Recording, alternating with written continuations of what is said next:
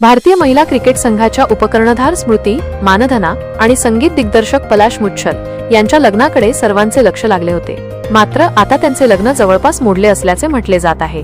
पलाशने स्मृतीसोबत रिलेशनशिपमध्ये असतानाही choreographer मॅरिडी कोस्टाला date केल्याचे समोर आले.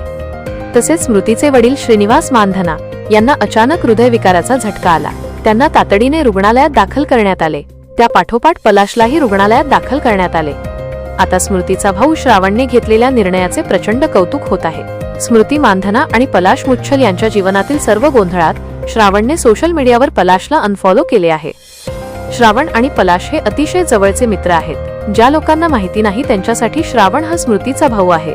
श्रावणच्या इंस्टाग्राम अकाउंटवर एक नजर टाकली तर तो फक्त 7 लोकांना फॉलो करतो आणि त्यात पलाशचा समावेश नाही. मात्र पलाश श्रावणला फॉलो करतो आहे आणि त्याने त्याला अनफॉलो केलेले नाही.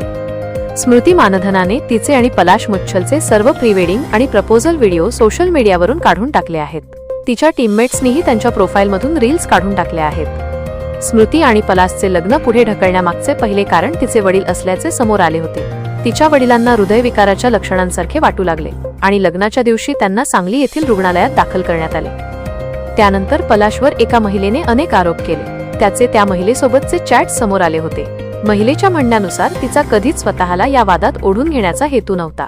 तिने हेही सांगितले की ती मॅरिडी कोस्टा नाही आणि लोकांनी तिच्यावर लक्ष केंद्रित करणे थांबवावे.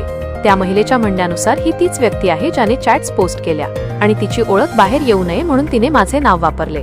तिने सांगितले की पलाशचे मेसेज मे-जुलै 2025 चे आहेत आणि ती त्याला कधीच भेटलेली नाही.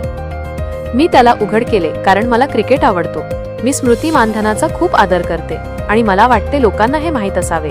मी कोरिओग्राफर नाही ना ती व्यक्ती आहे ज्याची त्यांनी फसवणूक केली आहे. मला या परिणामाची अपेक्षा नव्हती आणि मला माझे अकाउंट प्रायव्हेट करावे लागले.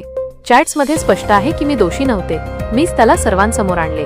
कृपया मला लक्ष करू नका. मी हे खरेच सहन करू शकत नाही. मला यापैकी काहीच हवे नव्हते. अशी पोस्ट त्या महिलेने केली होती.